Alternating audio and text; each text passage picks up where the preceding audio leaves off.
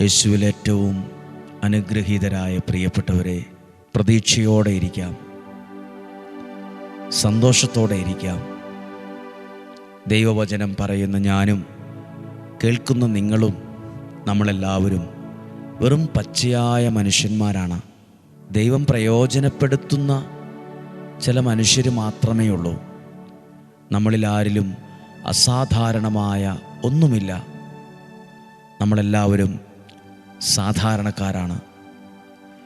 എങ്കിലും നമ്മളെയൊക്കെ ദൈവം ഒരു കുടക്കീഴിലെന്ന പോലെ സ്നേഹത്തിലും ഐക്യത്തിലും കൂട്ടായ്മയിലൊക്കെ നിലനിർത്തുന്നത് ദൈവത്തിൻ്റെ വലിയൊരു അത്ഭുതമാണ്. ഡെയിലി ബ്ലെസ്സിങ്ങും നിയോഗ പ്രാർത്ഥനയൊക്കെ ചെറിയൊരു കുടുംബമല്ല ഇന്ന്, അത് വലിയൊരു കുടുംബമാണ്. ഒരു കടൽ പോലെ ഒരു വലിയ കുടുംബമാണിത്. മിക്ക ആളുകളും കാണുമ്പോൾ പറയും, ഞങ്ങളുടെ രാവിലെ വചനം കേട്ട് ആരംഭിക്കുന്നത്, ഞങ്ങളുടെ ഓരോ ദിവസവും അങ്ങനെയാണ്. ചിലർ പറയും, നിങ്ങളെ കണ്ടോണ്ടാ ഞങ്ങൾ രാവിലെ എഴുന്നേൽക്കുന്നത്, നിങ്ങളുടെ ശബ്ദം കേട്ടോണ്ടാ എഴുന്നേൽക്കുന്നത്. അതെല്ലാം ദൈവത്തിൻ്റെ ഒരു അനുഗ്രഹവും ഒരു നിമിത്തവും ഒരു ദൈവിക പദ്ധതിയുടെ ഭാഗവും മാത്രമാണ്.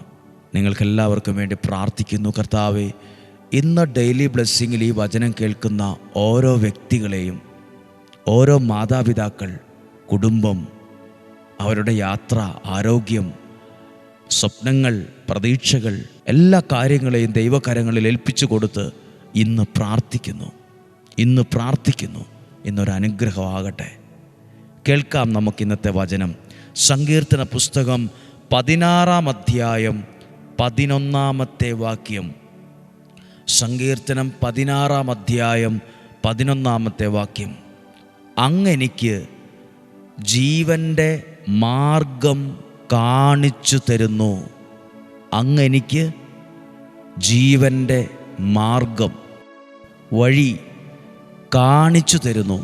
ദൈവവചനത്തിലൂടെ ദൈവം എനിക്കും നിങ്ങൾക്കും കാണിച്ചു തരുന്നത് ജീവൻ്റെ മാർഗമാണ്. ജീവൻ്റെ മാർഗം കാണിച്ചു തരുന്നു. അങ്ങയുടെ സന്നിധിയിൽ ആനന്ദത്തിൻ്റെ പൂർണ്ണതയുണ്ട്. അങ്ങയുടെ വലത്ത് കൈയിൽ ശാശ്വതമായ സന്തോഷമുണ്ട്. 2 വാക്കാണ്, ആനന്ദം, സന്തോഷം. മനുഷ്യൻ, നമ്മളെല്ലാവരും ഓരോ കാര്യങ്ങൾ ചെയ്യുന്നത് ഈ 2 കാര്യങ്ങൾക്ക് വേണ്ടിയാണ്. ആനന്ദം, സന്തോഷം. നമ്മൾ ചിലപ്പോൾ ഒരു നല്ല വീട് പണിയാൻ ആഗ്രഹിക്കുന്നത് സന്തോഷമായിട്ട് ജീവിക്കാനാണ്. നല്ലൊരു വാഹനം മേടിക്കുന്നത് സന്തോഷമായിട്ട് ജീവിക്കാനാണ്. നല്ലൊരു ഭക്ഷണം കഴിക്കാൻ നമ്മൾ ആഗ്രഹിച്ച് പോകുന്നത് ഒരു സന്തോഷമൊക്കെ കിട്ടാനാണ്. എന്ത് കാര്യവും നമ്മൾ ആലോചിച്ച് ചെയ്യുന്നത് ഒരു ദുഃഖം ഉണ്ടാകാനൊന്നും അല്ലല്ലോ. ആനന്ദം ഉണ്ടാകണം, സന്തോഷത്തോടെ ഇരിക്കണം, അതിനു വേണ്ടിയാണ്. ചില വഴക്കുകൾ പോലും ഉണ്ടാക്കുന്നത് അവർക്ക് സന്തോഷത്തോടെ ജീവിക്കാൻ ആഗ്രഹിച്ചിട്ടാണ്. സന്തോഷം, ആനന്ദം. ഇന്ന് ഒത്തിരി കുറവുള്ളതും ഈ 2 കാര്യങ്ങൾക്കാണ്. ഈ 2 കാര്യങ്ങൾക്ക് ഒത്തിരി കുറവുണ്ട്. ഒത്തിരി പേർ മനസ്സിൽ നിരാശയാണ്. മനസ്സിനൊട്ടും സമാധാനമില്ല, സന്തോഷമില്ല. എന്നാൽ ഇത് എവിടെ ഉണ്ട്? ദൈവവചനം പറയുക, അങ്ങയുടെ സന്നിധിയിൽ, ദൈവത്തിൻ്റെ സന്നിധിയിൽ ആനന്ദത്തിൻ്റെ പൂർണ്ണതയുണ്ട്. അങ്ങയുടെ വലത്ത് കൈയിൽ ശാശ്വതമായ സന്തോഷം. എന്താണ് ഈ ശാശ്വതം? നിലനിൽക്കുന്ന സന്തോഷം, നിലനിൽക്കുന്ന സമാധാനം. നമുക്കൊക്കെ താൽക്കാലികമായി ഈ സന്തോഷം അവിടുന്ന് ഇവിടുന്നൊക്കെ കിട്ടും. നല്ലൊരു ഭക്ഷണം കഴിച്ചാൽ കുറച്ച് നേരം ഒരു സന്തോഷമൊക്കെ ഉണ്ട്. നല്ലൊരു കാറിൽ, നല്ല വില കൂടിയൊരു കാറിൽ യാത്ര ചെയ്താൽ ഒരു സന്തോഷമൊക്കെ ഉണ്ട്. നല്ലൊരു കട്ടിലെ കിടന്നുറങ്ങിയ ഒരു സന്തോഷമൊക്കെ ഉണ്ട്. നമുക്കിഷ്ടപ്പെട്ട വസ്ത്രം ധരിച്ച് നടക്കുമ്പോൾ, നമുക്കിഷ്ടപ്പെട്ട ആഭരണം ധരിക്കുമ്പോൾ നമുക്കൊരു കുറച്ച് നേരം സന്തോഷമുണ്ട്. പക്ഷേ ആ സന്തോഷമൊക്കെ പെട്ടെന്ന് പോവും. ഇവിടെ ഈ 2 സന്തോഷത്തിനും ആനന്ദത്തിനും പ്രത്യേകതയുണ്ട്. അത് ശാശ്വതമായ സന്തോഷമാണ്. പെട്ടെന്ന് പോവുകയും വരികയും ചെയ്യുന്ന ഒന്നല്ല, നിലനിൽക്കുന്നതാണ്. നിലനിൽക്കുന്ന സമാധാനം, നിലനിൽക്കുന്ന ആനന്ദം. അത് ദൈവത്തിൻ്റെ വലത് കൈയിലുണ്ട്, ദൈവത്തിൻ്റെ സന്നിധിയിലുണ്ട്. ബാക്കി ലോകത്തിന് തരാൻ കഴിയുന്ന സന്തോഷത്തിനും ആനന്ദത്തിനൊക്കെ പരിധികളുണ്ട്. കുറച്ചൊക്കെ തരാൻ പറ്റും. എന്നാൽ ദൈവവചനത്തിലൂടെ ഒരാൾ ദൈവത്തിൽ ആശ്രയിക്കുമ്പോൾ, ദൈവത്തിൻ്റെ അടുത്തേക്ക് വരുമ്പോൾ ആ വ്യക്തിയിൽ നിറയുന്നത് ആനന്ദമാണ്. ആ കുടുംബത്തിൽ നിറയുന്നത് സന്തോഷമാണ്. ആനന്ദവും സന്തോഷവും. നമ്മൾ ചില വീടുകളിൽ പോകുമ്പോൾ പറയില്ലേ, എന്ത് സന്തോഷമുള്ള ആൾക്കാരാ, എന്താനന്ദമാ വീട്ടിൽ. മനുഷ്യൻ കൊതിക്കുന്ന രണ്ട് കാര്യമാണ്. ഒരു ദിവസമെങ്കിലും സന്തോഷത്തോടെ ഒന്ന് ജീവിക്കാൻ പറ്റിയായിരുന്നെങ്കിൽ. ഒത്തിരി പേര് കൊതിക്കും ഒരു ദിവസം ഒന്ന് ആനന്ദത്തോടെ ഒന്ന് ഇരിക്കാൻ കഴിഞ്ഞിരുന്നെങ്കിൽ. സന്തോഷവും ആനന്ദവും പറയാൻ എളുപ്പമാണ്, പല മനുഷ്യരിലും ഇല്ല. ആനന്ദം കുറയുവാണ്, സന്തോഷം കുറയുക. അത് തേടി അലയുന്ന മനുഷ്യരുണ്ട്. പ്രിയപ്പെട്ടവരെ, നിങ്ങൾ അല്പം സന്തോഷം ആഗ്രഹിക്കുന്ന ഒരാളാണോ? നിങ്ങൾ അല്പം ആനന്ദം ആഗ്രഹിക്കുന്ന ആളാണോ? ദൈവ സാന്നിധ്യത്തിൽ ആനന്ദമുണ്ട്. ദൈവത്തിൻ്റെ വലത്ത് കൈയിൽ സന്തോഷത്തിൻ്റെ പൂർണ്ണതയുണ്ട്. അല്ലെങ്കിൽ നിലനിൽക്കുന്ന ശാശ്വതമായ സമാധാനം, ശാശ്വതമായ സന്തോഷം ദൈവസന്നിധിയിലുണ്ട്. നമുക്കിന്ന് പ്രാർത്ഥിക്കാം. ഈ രണ്ട് കാര്യങ്ങളും നമ്മുടെ വ്യക്തി ജീവിതത്തിലും വേണം, നമ്മുടെ കുടുംബത്തിൽ വേണം, സമൂഹത്തിൽ വേണം, തലമുറകളിൽ വേണം. ചിലപ്പോൾ ചില അപ്പനും അമ്മയൊക്കെ പറയും, എൻ്റെ മകളുടെ വിവാഹം കഴിഞ്ഞിട്ട് അവർ തമ്മിൽ ഒരു സന്തോഷമില്ല, അവർ തമ്മിൽ ഒരു സമാധാനമില്ല. എന്നിട്ട് അവർക്ക് വേണ്ടി നമ്മളിരുന്ന് പ്രാർത്ഥിക്കും.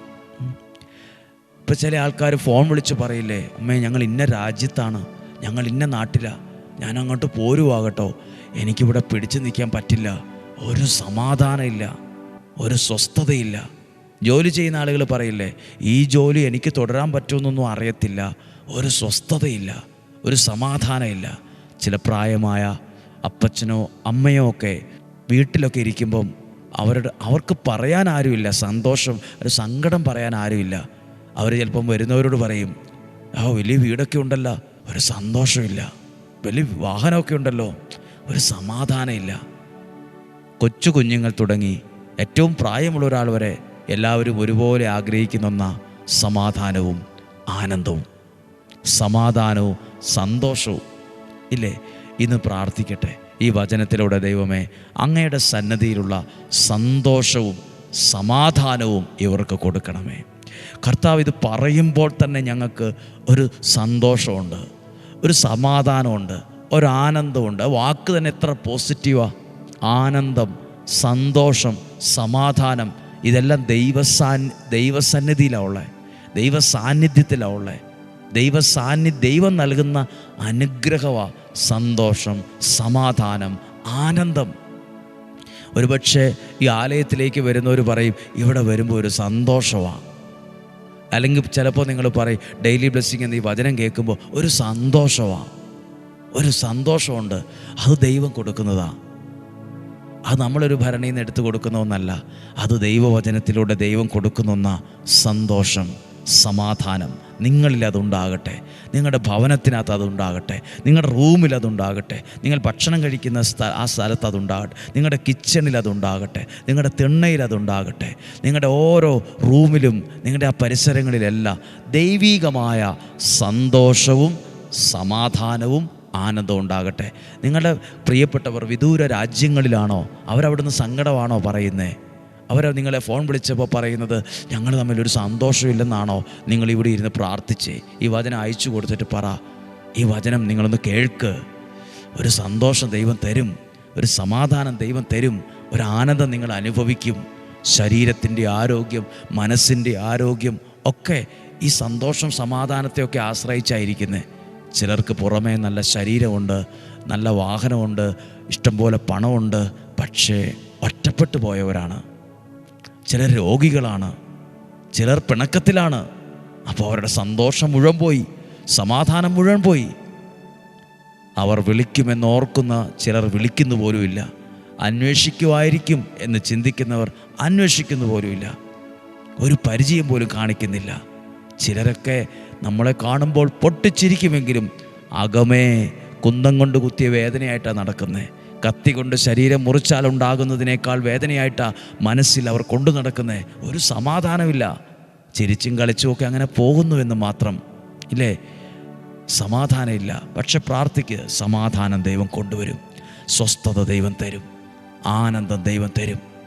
കർത്താവേ, ഈ വചനം കേൾക്കുന്ന ഓരോ വ്യക്തികൾക്കും ഇതൊക്കെ വേണം. സന്തോഷം വേണം, സമാധാനം വേണം, ആനന്ദം വേണം. അതിനു വേണ്ടിയാണ് ഞങ്ങൾ ഈ വചനത്തെ ആശ്രയിച്ച് പ്രാർത്ഥിക്കുന്ന ഒരു കാരണം, ഇച്ചിരി സന്തോഷം. കർത്താവ്, ഈ വചനം കേട്ട ഓരോ വ്യക്തികളെ, കുടുംബത്തെ അങ്ങ് അനുഗ്രഹിക്കണമേ. ഇന്ന് വൈകുന്നേരം 6:15 വിശുദ്ധ യൂദാശ്ലീഹായുടെ മാധ്യസ്ഥതയിൽ നൊവേന ചൊല്ലി പ്രാർത്ഥിക്കുന്നുണ്ട്. നിങ്ങളും അതിൽ പങ്കെടുക്കുന്നുണ്ടോ? ആ പ്രാർത്ഥനയിലൊക്കെ പങ്കെടുത്തോ? ഒത്തിരി സാക്ഷ്യങ്ങളും അനുഗ്രഹങ്ങളും അതിലൂടെ കിട്ടുന്നുണ്ട്. 10-15 മിനിറ്റുള്ളൂ നിങ്ങളുടെ സമയത്ത്. അതൊന്ന് കണ്ട് പ്രാർത്ഥിച്ചോളുക. സാധ്യമായവർക്കൊക്കെ അത് അനുഗ്രഹമാകും. കർത്താവ് ഇന്ന് കേട്ട വചനത്തിലൂടെ ഇവരെ അനുഗ്രഹിച്ചു പ്രാർത്ഥിക്കുന്നു. രോഗങ്ങൾ, അപകടങ്ങൾ, ദുർമരണങ്ങൾ, മുപ്പെത്താത്ത മരണങ്ങൾ, ചതി, വഞ്ചന, നിരാശ എല്ലാം മാറിപ്പോകട്ടെ. ദീർഘായുസ്സും ആരോഗ്യവും ഉണ്ടാകട്ടെ. സമാധാനവും സ്വസ്ഥതയും ഉണ്ടാകട്ടെ. നിലനിൽക്കുന്ന ഐശ്വര്യം ദൈവം തരട്ടെ. നിലനിൽക്കുന്ന ഐശ്വര്യം ദൈവം തരട്ടെ. ദൈവികമായ ഇടപെടൽ നിങ്ങൾ അനുഭവിക്കട്ടെ. ദൈവികമായ സാന്നിധ്യം നിങ്ങൾ അനുഭവിക്കട്ടെ. ഒരു ദോഷവും വരികയില്ല, ഒരു തിന്മയും വരികയില്ല, ഒരു അനർത്ഥവും വരികയില്ല. ആ പ്രശ്നങ്ങൾ മാറും, ആ പ്രതിസന്ധികൾ മാറും, ആ വഴക്കുകൾ മാറും, ആ പിണക്കുകൾ മാറും, ആ നഷ്ടങ്ങൾ മാറും. എന്നിട്ടോ സമാധാനവും സന്തോഷവും ആനന്ദവും നിങ്ങൾ കരസ്ഥമാക്കും. സങ്കീർത്തനം 16:11 നിങ്ങൾ അനുഭവിക്കും. സങ്കീർത്തനം 16:11 ആനന്ദത്തിൻ്റെ പൂർണ്ണത നിങ്ങൾ അനുഭവിക്കും. ശാശ്വതമായ സന്തോഷം നിലനിൽക്കട്ടെ. ഇന്നും ജീവിക്കുന്ന യേശുവിൻ നാമത്തിൽ നിങ്ങളെ അനുഗ്രഹിച്ച് പ്രാർത്ഥിക്കുന്നു, ഇപ്പോഴും എപ്പോഴും എന്നേക്കും. ആമേൻ. ദൈവം അനുഗ്രഹിക്കട്ടെ. നല്ലൊരു ദിവസം നിങ്ങൾക്ക് ആശംസിക്കുന്നു. സാധ്യം എല്ലാവർക്കും അയച്ചു കൊടുക്കണം. എല്ലാവർക്കും ആവശ്യമായ ഒരു വചനവും പ്രാർത്ഥനയൊക്കെയാണ്. സ്വാർത്ഥതയില്ലാതെ, അസൂയയില്ലാതെ നമുക്കെല്ലാവർക്കും ഈ വചനമൊക്കെ എത്തിക്കാം. സാധിക്കുന്നവരും പറ്റുന്നവരൊക്കെ കാണട്ടെ. ഒരാളുടെയെങ്കിലും ജീവിതത്തിൽ അല്പം പ്രത്യാശയുണ്ടായെങ്കിൽ അതൊരു അനുഗ്രഹമല്ലേ? നമ്മളിലൂടെ ഒരാൾ ചിരിക്കുന്നുണ്ടെങ്കിൽ അതൊരു സമ്പത്താണ്. നമ്മളിലൂടെ ഒരാൾ സമാധാനവും സ്വസ്ഥതയും അനുഭവിക്കുന്നെങ്കിൽ അതൊരു സമ്പത്താണ്.